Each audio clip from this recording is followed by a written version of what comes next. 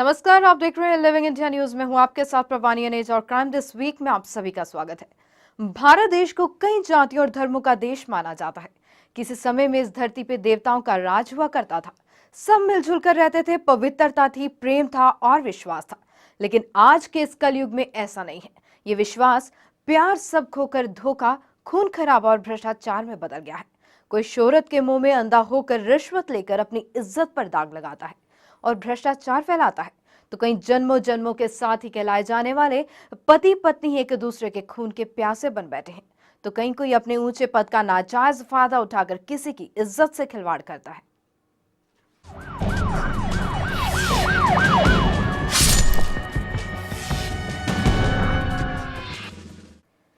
दो पांव जिस पर ठुमकते हुए कभी देखा था, वो हाथ जो स्कूल जाते वक्त हिलाकर बाय बोला करते थे, वो आवाज जो कभी चहकते हुए कानों में मिश्री घोलती थी, एकाएक थम गई।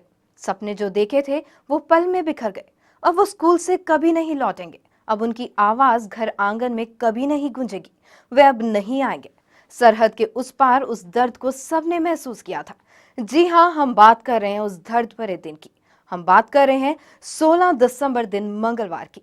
हम बात कर रहे हैं उस स्कूल की जहां जालिम आतंकियों ने मासूमों की जिंदगी छीन ली। एक सवाल जिसका किसी के पास कोई उत्तर नहीं है। सवाल ये कि आखिर उस स्कूल ऑडिटोरियम में हुआ क्या था। आइए जानते हैं हमारी इस खास रिपोर्ट के जरिए।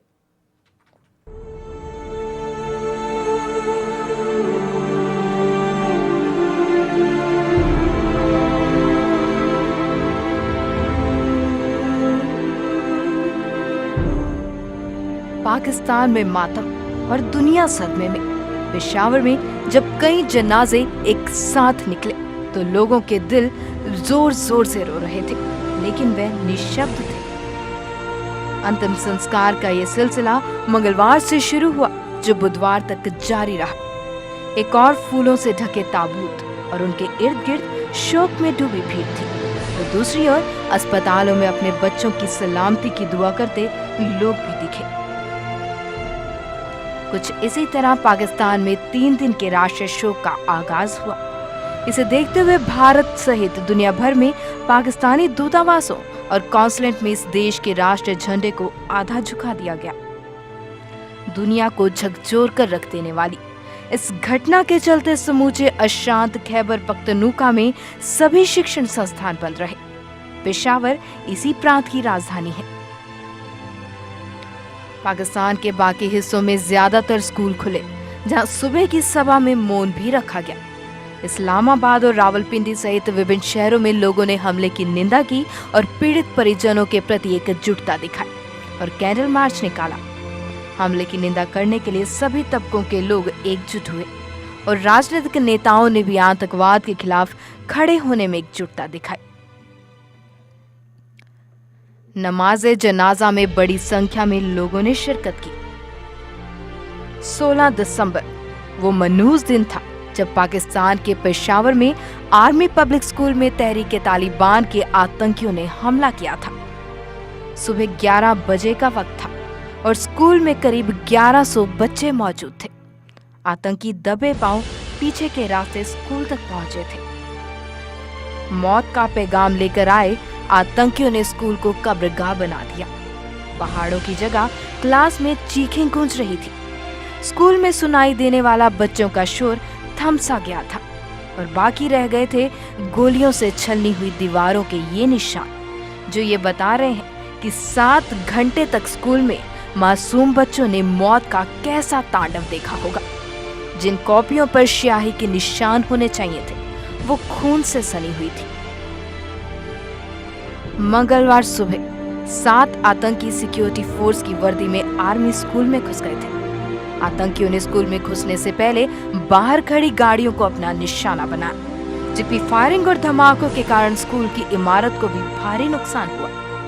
जानकारी के मुताबिक ये स्कूल पेशावर के बिहारी कॉलोनी के निकट वारसाक रोड पर स्थित है। पाकिस्तानी अखबार के मुताबिक स्कूल में 500 बच्चे मौजूद थे, जिन्हें बंधक बना लिया गया था। यही नहीं, आतंकियों को बड़े बच्चों को भी मारने का हुक्म था। वारसाक रोड स्थित आर्मी पब्लिक स्कूल पर मंगलवार हुआ ये हमला पाकिस्तान के इतिहास का सबसे निर्मम आतंकवादी हमला था, जिसकी अंतर्राष्ट्रीय स्तर पर निंदा हो रही है। इस हमले में शुरुआत में 132 बच्चों की मौत हुई थी। कुछ वयस्कों की अस्पताल में मौत हो गई, जिससे मरने वालों की कुल संख्या 148 पहुंच गई। सेना ने भी मीडिया कर्मियों को उस सभागार से स्कूल परिसर का दौरा करवाया, जहां छात्रों को प्राथमिक और मेडिकल आपातकालीन सेवाओं के बारे में प्रशिक्षण दिया जा रहा था। सुनसान पड़ी पूरी इमारत के फर्श पर हर तरफ मासूमों के खून के धब्बे फैले थे, जो दर्दनाक हमले की कहानी बयां करते थे। मीडिया कर्मियों को स्कूल बैग, जूते, हैंडबैग, मोबाइल फोन और पीड़ितों का अन्य सामान दिखाया गया। आतंकवादियों ने सभागार में करीब 100 छात्रों की हत्या कर दी। उधर तालिबान ने कहा कि यह हमला अफगानिस्तान की सीमा से सटे उत्तर पश्चिमी क्षेत्र में उनके ठिकानों पर सैन्य अभियान का बदला है। हमले की जिम्मेदारी लेने वाले तहरीक तालिबान के करीब सहयोगियों ने भी इस कृत्य की निंदा की है। भारत और पाकिस्तान के बीच रिश्ते कैसे हैं, ये किसी से छुपा नहीं है, लेकिन पेशावर में स्कूल पर हुए आतंकी हमले के बाद ये दो देश साथ खड़े नजर आए। पेशावर में आर्मी स्कूल पर आतंकी हमले में जहां इतने मासूमों की जानें चली गई। आतंकवादियों की इस घिनौनी वारदात की पूरी दुनिया में कड़ी निंदा हो रही है। इतना ही नहीं, प्रधानमंत्री नरेंद्र मोदी ने पाकिस्तान के प्रधानमंत्री नवाज शरीफ से भी फोन पर बात की और कहा कि आतंकवाद के खिलाफ भारत पाकिस्तान के साथ खड़ा है। प्रधानमंत्री ने शरीफ से कहा, इस भयावह त्रासदी ने दुनिया की चेतना को झकझोर कर रख दिया है और साझा दर्द और दुख की ये घड़ी दोनों देशों और मानवता में विश्वास करने वालों के लिए आह्वान है कि वे आतंकवाद को निर्णायक ढंग से और पूरी तरह पराजित करने के लिए हम हाथ मिलाएं, ताकि पाकिस्तान, भारत और दूसरी जगहों पर बच्चों का भविष्य आतंकवाद के साए के कारण अंधकार में ना पड़े। तत्कालीन घटना घटी है, उसके विषय में एक स्वर से चिंता जताई है, निंदा जताई है। भारत सरकार ने इस घटना के तुरंत बाद पाकिस्तान को कड़े से कड़े शब्दों में भारत की भावना को व्यक्त किया, उनको पहुंचाया है मैसेज। पाकिस्तान से अपेक्षा की है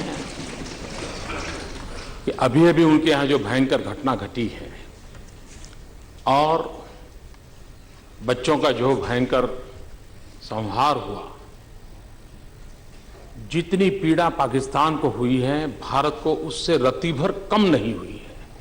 हिंदुस्तान का हर बच्चे के आंख में आंसू है, हर हिंदुस्तानी के आंख में आंसू है। और उसके तुरंत बाद इस प्रकार का रवैया ये दुनिया भर के मानवतावादी हर व्यक्ति के लिए बहुत बड़ा सदमा पहुंचाने वाला है। पाकिस्तान को उचित शब्दों में बात पहुंचा दी गई है और सदन ने जो भावना व्यक्त की है, उस भावना का आदर करते हुए सरकार के आगे की गतिविधियां उसी के संदर्भ में रहेगी, उसी प्रकाश में रहेगी। मोदी ने ट्विटर के जरिए इस बातचीत का ब्यौरा भी दिया। मोदी ने ट्विटर पर लिखा, प्रधानमंत्री नवाज शरीफ से फोन पर बात की है, पेशावर में जघन्य आतंकी हमले पर अपनी गहरी संवेदना जताई है। मोदी ने एक अलग पोस्ट में कहा, आतंकवाद के खिलाफ लड़ाई में भारत पाकिस्तान के साथ पूरी मजबूती के साथ खड़ा है। प्रधानमंत्री शरीफ से कहा कि हम दुख की घड़ी में पूरी मदद मुहैया कराने को तैयार हैं। प्रधानमंत्री ने एक और ट्वीट में कहा, पाकिस्तान में जघन्य हमले के मद्देनजर मैंने भारत के सभी स्कूलों से अपील की है कि वे कल एकजुटता दिखाते हुए 2 मिनट का मौन रखें। वहीं देश के स्कूलों में एकजुटता प्रकट करते हुए मारे गए बच्चों को श्रद्धांजलि दी गई। स्कूलों में मौन रखने के बाद बच्चों ने कहा कि आतंकियों को बच्चों को नहीं मारना चाहिए था, उनका इसमें क्या दोष था। हमें इसका काफी दुख है, हम इसकी निंदा करते हैं। पाकिस्तान के प्रधानमंत्री नवाज शरीफ ने पेशावर में सभी राजनीतिक पार्टियों की बैठक बुलाई। आतंकवाद से निपटने के लिए एकजुट और प्रतिबद्ध होने के मकसद से ये बैठक बुलाई गई। पेशावर के स्कूल में हुए आतंकी हमले की महासचिव संयुक्त राष्ट्र बान की मून और अमेरिका के विदेश मंत्री जॉन कैरी ने भी कड़े शब्दों में निंदा की। मुकम्मल खात्मा किया जाए और हम सब चाहते हैं कि पाकिस्तान एक अमन और सुकून की जगह बने। कल का जो वाक़या है इस पे मैं ये समझता हूँ कि हमें इन मासूम बच्चों के जो खिलखिलाते जो चेहरों और अब उनके आसूदा रूहों को जो अपनी आंखों के सामने रख कर ये जंग लड़नी होगी। मैं समझता हूँ कि पाकिस्तान की तारीख में इससे बड़ा कोई ट्रैजिक वाक़या और कोई हो नहीं सकता। इस तरह नहीं होने देंगे और यहाँ से एक दूसरे के खिलाफ कोई भी जो है वो अटैक लॉन्च नहीं किया जाएगा। इस पे बहुत हमने सख्ती के साथ इसका फैसला किया। उनसे जीने का हक क्यों छीन लिया? दिल को झकझोर देने वाला ये वो सवाल है जिसका जवाब किसी के पास नहीं है। पेशावर की हर गली में जनाजे निकले, हर मोहल्ले में मातम छाया। बच्चों की मौत का गम ऐसा कि पूरी दुनिया शोक में डूबी। चंद मिनटों में देश का भविष्य बनने की तैयारी कर रहे सैकड़ों बच्चों की बेरहमी से हत्या कर दी गई। निर्दोष बच्चों के माँ बाप पर क्या बीत रही होगी? क्या बीत रही होगी उस पिता पर जिसने नाजों से पाले अपने बच्चे के जनाजे को कंधा देना पड़ा? शिक्षा के मंदिर में निर्दोष बच्चों की निर्मम हत्या न सिर्फ पाकिस्तान बल्कि पूरी मानवता के खिलाफ हमला है। ये अकथनीय क्रूरता का विवेकहीन कृत्य है जिसमें मनुष्यों में सबसे बेगुनाह छोटे बच्चों की उनके स्कूल में जान चली गई। Bureau report, living India news. तो 16 दिसंबर से ठीक एक दिन पहले यानी कि 15 दिसंबर दिन सोमवार को ऑस्ट्रेलिया में एक शॉप में बंदूकधारियों ने 40 से अधिक लोगों को बंधक बना लिया था। पुलिस ने पूरे इलाके को घेरा और इस घटनाक्रम के बीच सबसे पहले 3 बंधकों को छोड़ दिया गया। छूटे गए लोगों में 2 पब्लिक और एक स्टाफ का व्यक्ति बताया जा रहा था।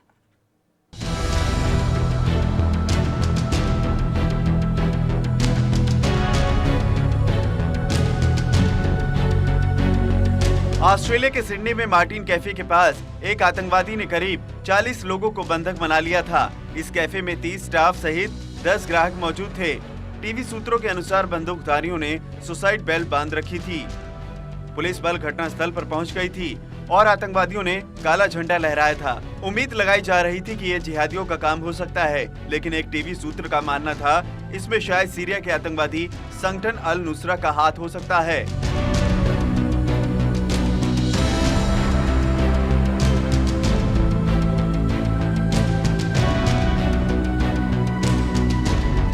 ऑस्ट्रेलियाई चैनलों में कैफे के अंदर मौजूद लोगों को खिड़की की ओर पीठ करके हाथ ऊपर किए देखा जा सकता था। बंदूकधारी काले झंडे लिए हुए थे और उन्हें लहरा रहे थे।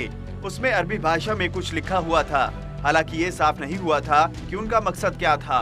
इसी बीच मौके पर मौजूद पुलिसकर्मी लगातार बंधकों को निकालने की कोशिश में लगे हुए थे।